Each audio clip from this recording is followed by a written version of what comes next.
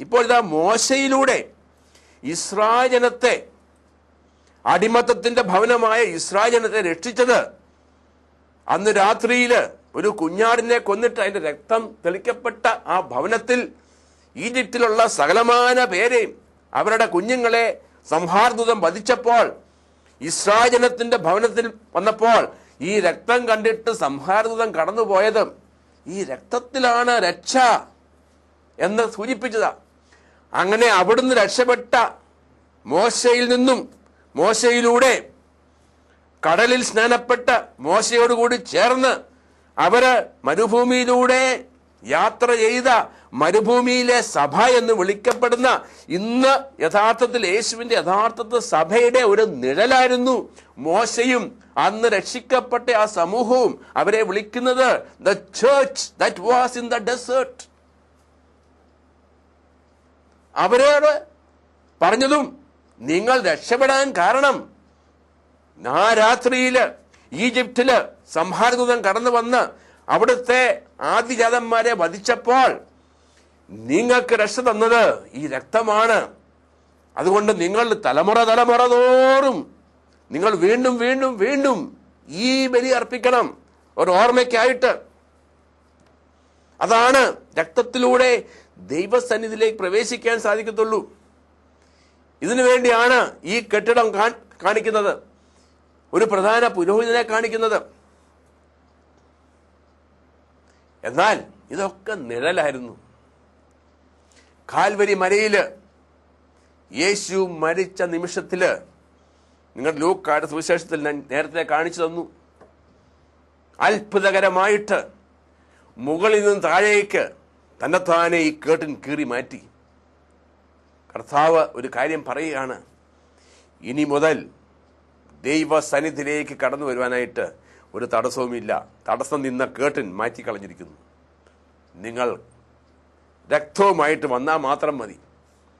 ആ രക്തം, പഴയ നിയമത്തിലെ ആ രക്തം ഇന്ന് യഥാർത്ഥ രക്തമായി മാറിയത്. ഇന്ന് കൊരിന്ത്യോസിന്റെ ലേഖനത്തിൽ പറയുന്നു, യേശു ക്രിസ്തു നമ്മുടെ പെസഹ കുഞ്ഞാടാണ്. യേശു ക്രിസ്തുവിന്റെ രക്തം നിങ്ങളുടെ മേൽ തെളിക്കപ്പെടണം. എങ്ങനെ തെളിക്കപ്പെടും?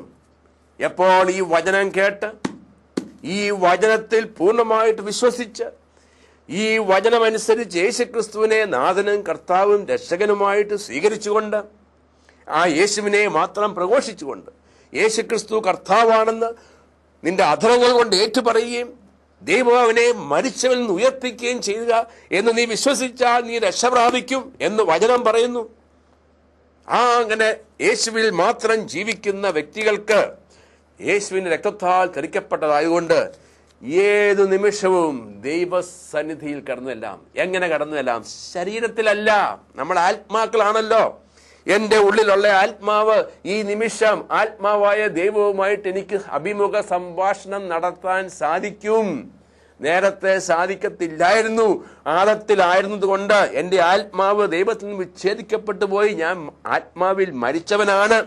ശരീരത്തിൽ ജീവിക്കുന്നെങ്കിലും ആത്മാവിൽ മരിച്ചവനായതുകൊണ്ട് എനിക്ക് യാതൊരു ദൈവാനുഭവവും ഇല്ല. ഇന്ന് ദൈവാനുഭവം അന്വേഷിച്ച് മനുഷ്യരെവിടെയെല്ലാം ഓടുന്നു, എന്തെല്ലാം കാണിക്കുന്നു. പ്രിയപ്പെട്ടവരെ, ദൈവാനുഭവം വരണമെങ്കിൽ, ദൈവസന്നിധിയിലേക്ക് പ്രവേശിക്കണമെങ്കിൽ യേശുവിന്റെ രക്തത്തിലൂടെ മാത്രം. ഈ സത്യം മനസ്സിൽ നിന്ന് എടുത്തു മാറ്റുക പിശാചിന്റെ ഒരു തന്ത്രമാണ്.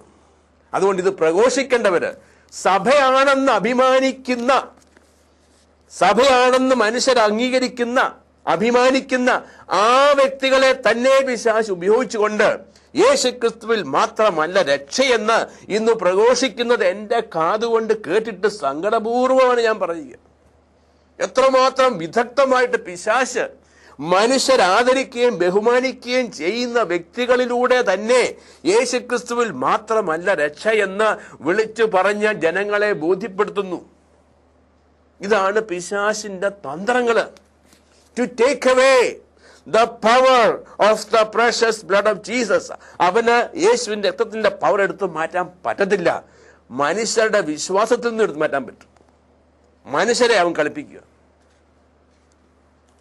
അപ്പൊ ഈ രക്തത്തിന്, ഈ യേശുവിന് ഒരു പ്രാധാന്യം കൊടുക്കാത്തത് കൊണ്ട് ദൈവസന്നിധിയിലേക്ക് പ്രവേശിക്കുന്നില്ല. നമ്മളിങ്ങനെ ആചാരങ്ങളും അനുഷ്ഠാനങ്ങളും പാരമ്പര്യങ്ങളും നേർച്ചകളും കാഴ്ചകളും ഒക്കെ കൊടുത്ത് മരിച്ചുപോയവരുടെയൊക്കെ പുറകെ നടന്ന് എന്തൊക്കെയോ നേടുവാൻ നോക്കുന്നതിൻ്റെ കാരണം ഇവിടെ ജീവിച്ചിരിക്കുമ്പോൾ തന്നെ ഞാനാകുന്ന ആത്മീയ മനുഷ്യൻ ഇപ്പൊ തന്നെ എനിക്ക് സ്വർഗത്തിലെ ദൈവവുമായിട്ട് സംഭാഷണം ചെയ്യാൻ പറ്റുമെന്ന് അറിയാൻ സാധിക്കാത്ത വിധത്തിൽ നമ്മുടെ മനസ്സിനെ അന്ധമാക്കിയിരിക്കുകയാണ്.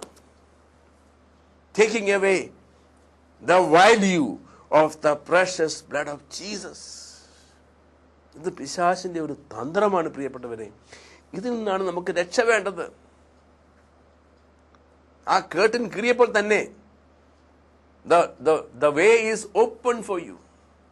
അപ്പൊ അതൊക്കെ ഒരു നിഴലായിരുന്നു. ആ പ്രധാന പുരോഹിതൻ നിഴല. ഇന്ന് പ്രധാന പുരോഹിതനൊന്നും ഇല്ല. ഇന്ന് പ്രധാന പുരോഹിതൻ യേശുവാണ്.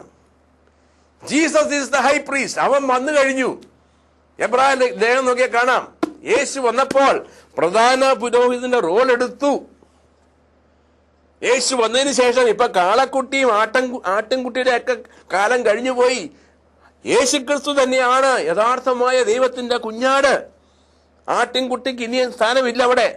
ആട്ടിൻകുട്ടിയോ കാളക്കുട്ടിയോ കൊന്നിട്ട് കാര്യമില്ല. അതൊക്കെ നിഴലായിരുന്നു. അതുപോലെ ഇന്ന് മനുഷ്യന് പ്രധാന പുരോഹിതന്റെ റോൾ അഭിനയിക്കേണ്ട കാര്യമില്ല. കാരണം അതെല്ലാം കഴിഞ്ഞുപോയി. യഥാർത്ഥ പ്രധാന പുരോഹിതൻ വന്നു കഴിഞ്ഞു. യേശുവാണ് ആ പ്രധാന പുരോഹിതൻ. പ്രധാന പുരോഹിതനായ യേശു യഥാർത്ഥമായ ആട്ടിൻകുട്ടിയുടെ സ്ഥാനമെടുത്ത് അവന്റെ രക്തം ചിന്തി അവൻ വധിക്കപ്പെട്ട് ആ രക്തവുമായിട്ട് അവൻ സ്വർഗത്തിലേക്ക് പ്രവേശിച്ചപ്പോൾ എല്ലാ തടസ്സങ്ങളും മാറി എന്നുള്ളതാണ് ആ കേട്ടും വലിച്ചു കീറിയത്.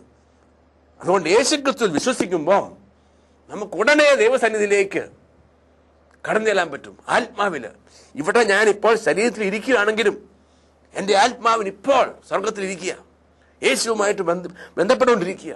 അവിടെ നിന്ന് കിട്ടുന്ന നിർദ്ദേശങ്ങൾ ഇതെല്ലാവർക്കും മനസ്സിലാകത്തില്ല. ചിലർക്ക് വിട്ടിത്ത്, ചിലർക്ക് എന്തൊക്കെയോ എന്ത് വിട്ടിത്തമെന്ന്. അത്രമാത്രം നമ്മുടെ ആത്മീയ കണ്ണുകൾ അടഞ്ഞു പോയിരിക്കുന്നു. Our eyes are closed to realities.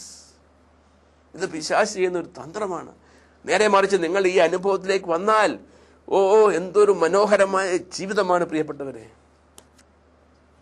യേശുക്രിസ്തുവിൽ മാത്രം രക്ഷ എന്ന് പറഞ്ഞിട്ട് പിന്നെ മറ്റു വ്യക്തികളുടെ പിന്നാലെ മറ്റു പല കാര്യങ്ങളുടെ പിന്നാലെ പോകുമ്പോൾ നമ്മൾ നമ്മളെ തന്നെ കള്ളന്മാരാക്കല്ലേ. If Jesus is all sufficient for you, പിന്നെ വേറെ നാമങ്ങൾക്ക് അവിടെ എന്ത് സ്ഥാനം? For what? എന്തിന്? ഇവിടെ പറയാത്ത കാര്യങ്ങൾ പിശാചിന്റെ തന്ത്രങ്ങളിൽപ്പെട്ടതാണ്. ഇനിയും ഈ കുന്തിരിക്കം എന്താണ്? ഈ കുന്തിരിക്കത്തിന് ഇന്ന് സ്ഥാനമില്ല. അതൊരു നിഴലായിരുന്നു. ഈ കുന്തിരിക്കം എന്താണ്? ഈ കുന്തിരിക്കത്തെ കുറിച്ച് വെളിപാട് പുസ്തകം വായിച്ചു നോക്കിയാൽ കാണാം. ഇത് രക്ഷിക്കപ്പെട്ട സമൂഹത്തിന്റെ അവരെയാണ് വചനം വിളിക്കുന്നത് വിശുദ്ധരെന്ന്. ഈ വിശുദ്ധരെന്ന് മനുഷ്യൻ വിളിക്കുന്ന ഒരവസരമുണ്ട്. അങ്ങനെയാണ് നമ്മൾ മനസ്സിലാക്കിയിരിക്കുന്നത്. പക്ഷെ നമ്മൾ ദൈവം ആരെയാണ് വിശുദ്ധരെന്ന് വിളിക്കുന്നത് അറിയാമോ? വിശുദ്ധനാകാൻ വേണ്ടി മരിച്ചു കഴിഞ്ഞിട്ടല്ല ദൈവം നമ്മളെ വിശുദ്ധരാക്കുന്നത്. ദൈവം നമ്മളെ വിശുദ്ധരാക്കുന്നത് ഇപ്പോൾ ഈ ഭൂമിയിൽ വെച്ച് തന്നെയാണ്. ആ ദൈവത്തിന്റെ വചനം വിശുദ്ധർ എന്ന് വിളിക്കുന്നത് യേശുക്രിസ്തുവാകുന്ന രക്ഷകനെ സ്വീകരിച്ചു കഴിയുമ്പോൾ, യേശുക്രിസ്തുവിന്റെ വചനം അനുസരിച്ച് ജീവിച്ചു കഴിയുമ്പോൾ, യേശുക്രിസ്തുവിൽ ജീവിച്ചു കഴിയുമ്പോൾ ദൈവവചനം പറയുന്നു നീ വിശുദ്ധരാണ്. അതുകൊണ്ടാണ് പൗലോസ്ലീഹായുടെ ലേഖനങ്ങളൊക്കെ വായിച്ചാൽ കാണാം, പൗലോസ്ലീഹ അവരെ അഭിസംബോധന ചെയ്യുന്നത് കൊറിന്തിയോസിലുള്ള വിശുദ്ധർക്ക് എഴുതുന്നു, എഫേസോസിലുള്ള വിശുദ്ധർക്ക് എഴുതുന്നു. അങ്ങനെ ഓരോ സഭയ്ക്ക് എഴുതുമ്പോൾ ഈ സഭയിലുള്ള വിശുദ്ധർക്ക് എഴുതുന്നു. അതിന്റെ അർത്ഥത്തിൽ വെളിപാട് പുസ്തകം 5-ാം അധ്യായത്തിൽ കാണാം എന്താണ് ഈ കുന്തിരിക്കുമെന്ന്. അവിടെ പറയുന്നു അത് വിശുദ്ധരുടെ പ്രാർത്ഥനയാണ്. അതായത് ഈ ഭൂമിയിൽ തന്നെ ഉള്ള വിശുദ്ധരുടെ പ്രാർത്ഥന.